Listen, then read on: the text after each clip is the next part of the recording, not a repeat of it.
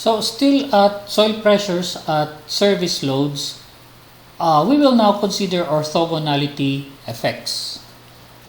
Kapag orthogonality effects, yung x direction mo, yun ang 100%, tapos yung y direction mo, yun ang 30%. So, unlike dito sa without ortho, parehas silang 130%. Dito sa without ortho, parehas silang 100%. Dito sa considering ortho, the other direction is 30% only.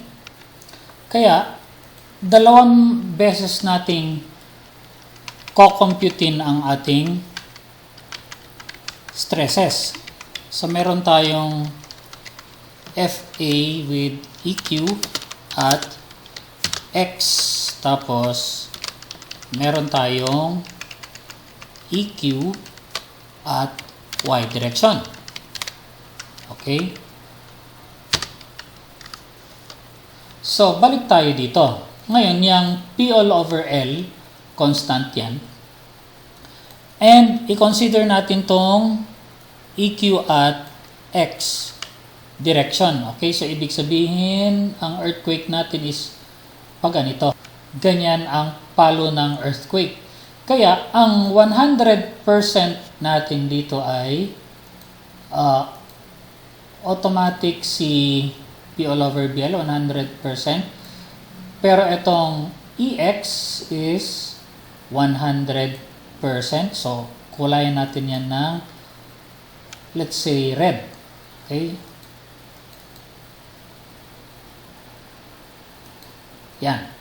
Tapos, 100% din yung moment due to Y.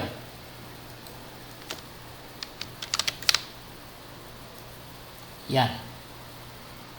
Tapos, ang 30% natin, take note ito malaki. Tapos, itong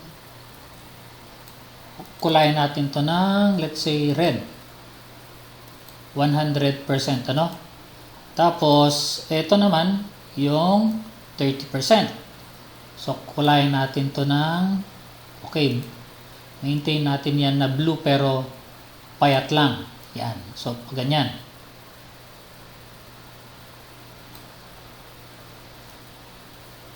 Yan. Sige, baliktarin natin. Ayan, ganyan. So, 30%. Take note, 30%. Ito, 100%. And then, gawa tayo ng box na kulay blue. So, let's take this as blue color. Yan. And then, ayan, 30%. Tapos, itong kabila, 30%. So, yan ang ating FA. Now, let us compute our FA. So, that is equal to P all over BL. Yan, constant yan, ano? So, i-click natin dyan. Plus, itong PEX. This is basically your FX. 100%. Ano? Ayan. And then, next na 100% is ito, minus. Susundan pa rin natin itong mga signs niya. So, minus itong 6my. Ito. Okay? And then, itong due to mx, 30%, kaya i-multiply natin to ng 0.3, pero this is positive. Minus din pala, no? So, balik tayo dito. Minus 0.3 of Fmx, or this is due to moment x. Okay? And then, dito naman sa PEY, sorry.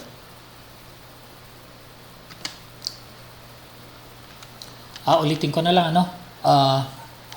Dito tayo sa P all over BL. So, is equal to, ayan, And then, this is minus. Since this is red, so 100% ng 6px, ito. And then, ito kulay blue. So, kapag blue, 30% lang. So, plus 0.3 times 6pey, ito yon. Ayan, 0.3 times this. And then, sundan natin yung sign nun, minus due to my, which is ito.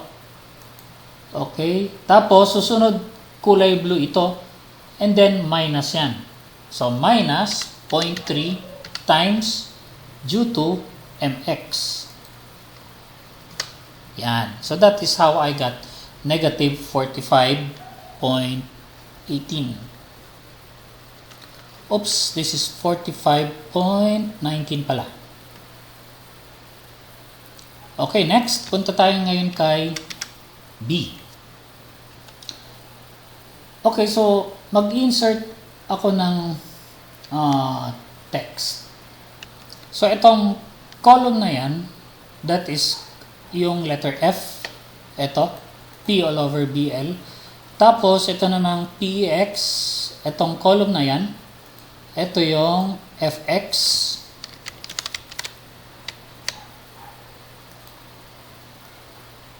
Okay, so para hindi tayo malito. Followed by itong PEY. Ito yung FY.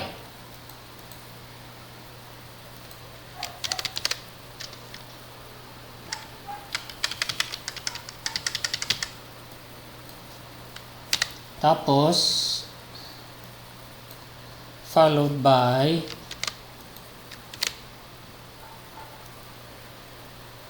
ito, moment y, this is now FMY.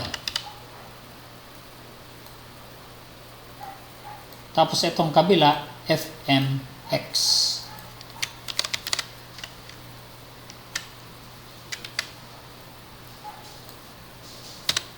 Okay, so let's check. So tanggalin ko lang yung mga boxes na yan.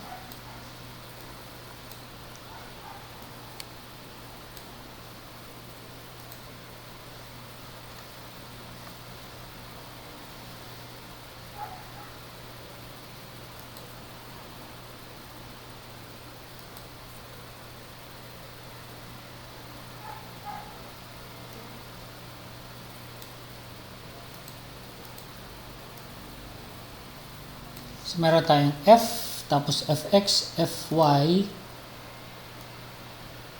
and then Fmy, tama, and then Fmx, ayan. Okay, ngayon, punta na tayo kay B. Stress at point B. So, ang kinukuha na natin na stress ngayon is nandito sa corner B. Okay?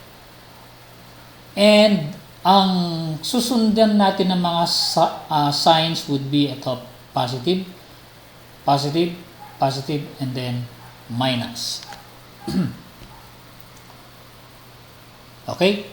So, let us try copying this again.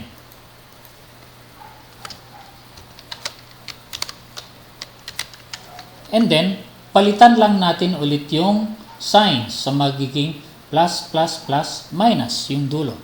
So, this becomes plus, plus, plus, and then yung dulo ang minus. Okay? So, yan yung 147. Next, dito naman sa stress at C and D, we will just copy this again.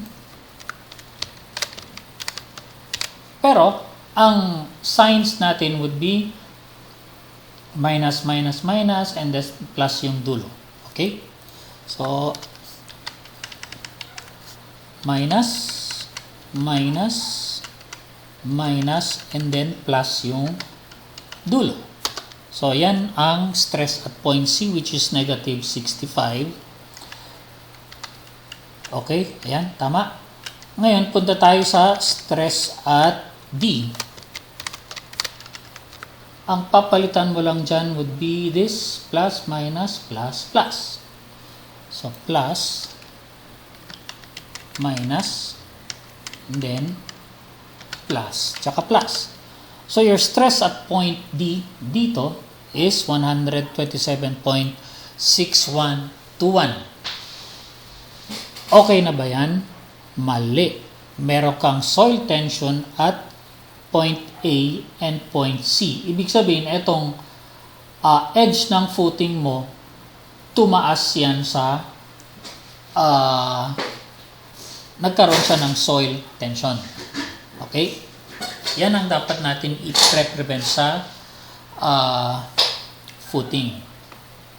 Next, punta naman tayo sa earthquake at Y direction. So, EQ at Y. This time, ang 100% natin would be itong kulay blue. Something like that.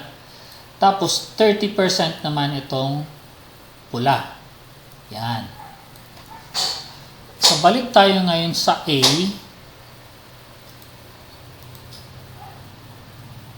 Okay, balik tayo sa A. So, yung P all over BL is still 100%. And then, FY is 100%. Kaya, blue siya. And then, yung FX, ngayon, yung kulay pula, is 30% lang. Tapos, moment due to x-axis, yan ay 100%. And then, moment due to y-axis is 30%. So, now let us compute.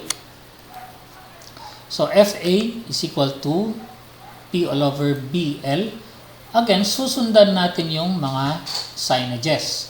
So, ito, minus, pero, consider lang natin ang 30% times 6px, which is fx, okay?